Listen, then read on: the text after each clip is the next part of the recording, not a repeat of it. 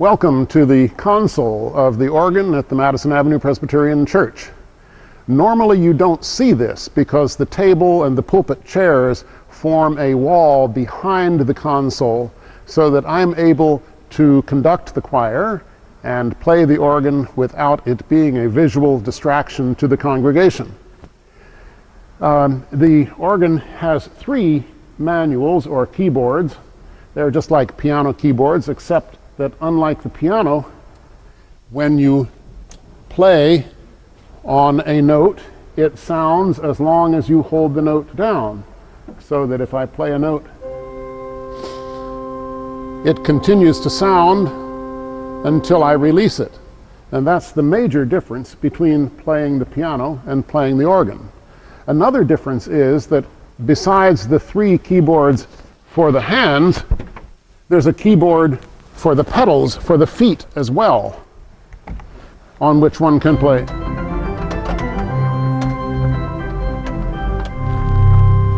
And it's shaped and configured just like a piano keyboard.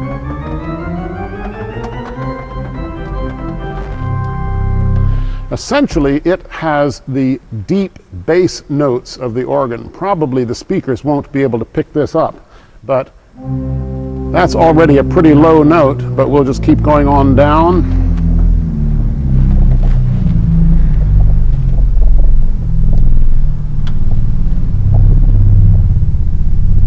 And that is the lowest note in all of live music. That's 16 cycles per second. But the organ also has the highest notes of any instrument. And this is a pretty high note here, but now listen carefully.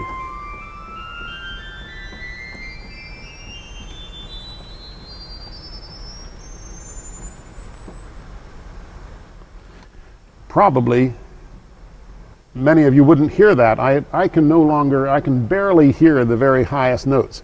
But again, that's the highest pitch of any musical instrument, other than those that are produced electronically. Each of the manuals has its own group of stops, so that, and that's these things that look like doorknobs are all the different sounds that are available on a division. If you watch when I pull these out, I'll let you hear each of these.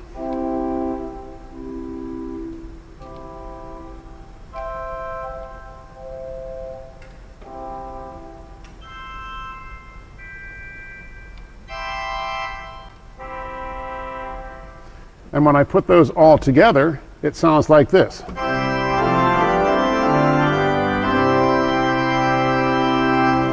Now that division has pipes that are covered by swell shades that are like Venetian blinds that are placed vertically, and I can close that down with one of these pedals down here in the middle, and you'll see what happens.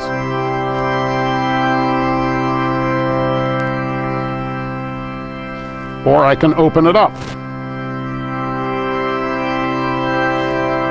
And that's the way that, one of the ways in which the organ produces a crescendo and diminuendo.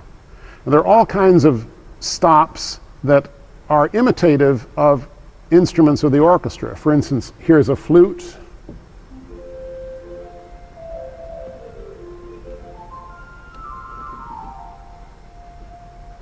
Here's a trumpet.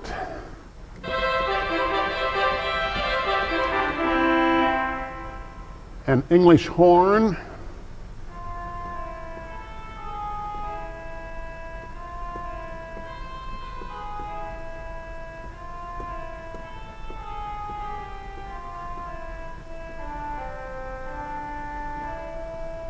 A bassoon.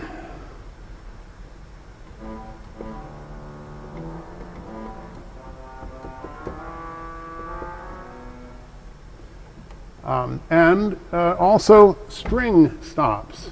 There are lots of those, just as there are lots of strings in the orchestra, and they sound pretty much like orchestral strings, but these are actually just wind-blown pipes.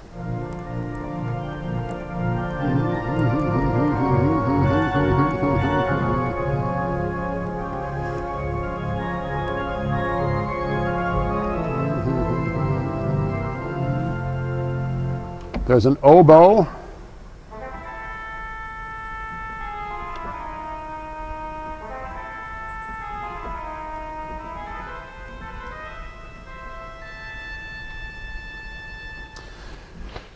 And all of these sounds combined together produce a very majestic sound. This will be sort of mezzo forte.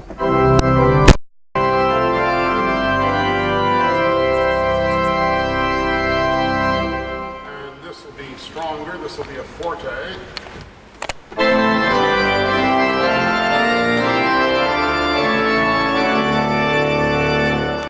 Here is full organ. This is the full power.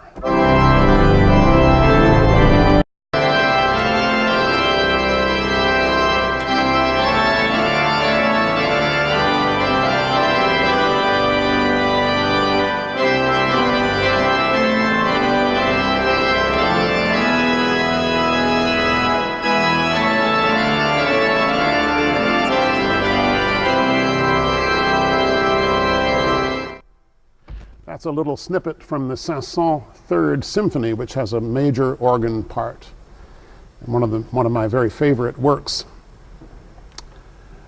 One of the unique features about this organ is that it is on an elevator. And we're going to activate the elevator now, and you'll see what happens.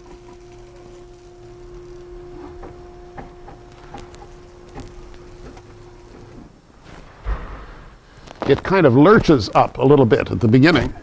Now the reason for this is that for recitals, it is wonderful to be able to see the organ being played, and so we're able to bring it up to the level of the chancel, and at that point, if we want to remove the table, we can actually roll the console out right to the top of the chancel steps. Also, if we were using this organ with orchestra, we could put it off to one side so that the organist would be able to see a conductor standing at the top of the chancel or even down in the center aisle. And we've done that on occasion. This console is brand new, about a year ago. It was built by the Chance Organ Company in Orrville, Ohio. Orrville has two major industries. One of them is the Chance Organ Company, and the other is Smucker's Jams. It replaces the console that originally came with this instrument, the instrument having been built in 1961. But the console was pretty well worn out, and the technology had become so advanced that it was really a pretty archaic relic even after just 40 years. The pipes, however, that are behind the screen, the ones that you can't see, are all from the 1961 Cassavant.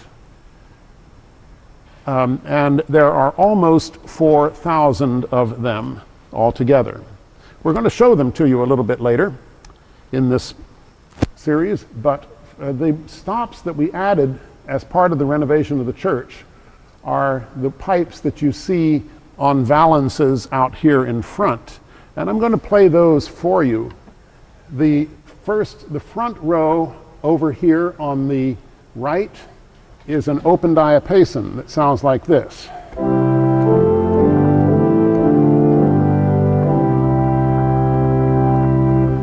And over here, the front row of pipes is a principal stop that sounds like this.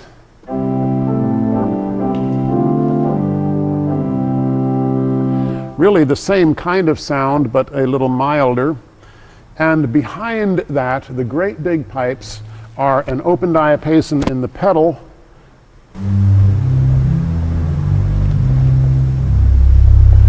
And that's the longest pipe right over here. I hope that our speakers will be able to pick that up.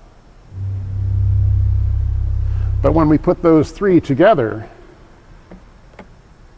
all of them, we get this.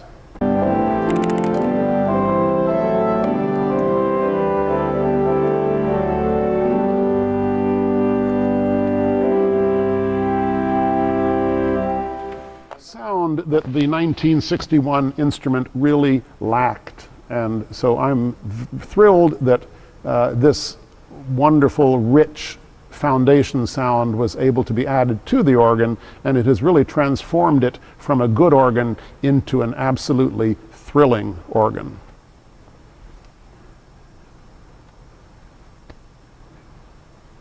Ron Field has taken some videos of my playing on other occasions, and perhaps at this point we could switch to that.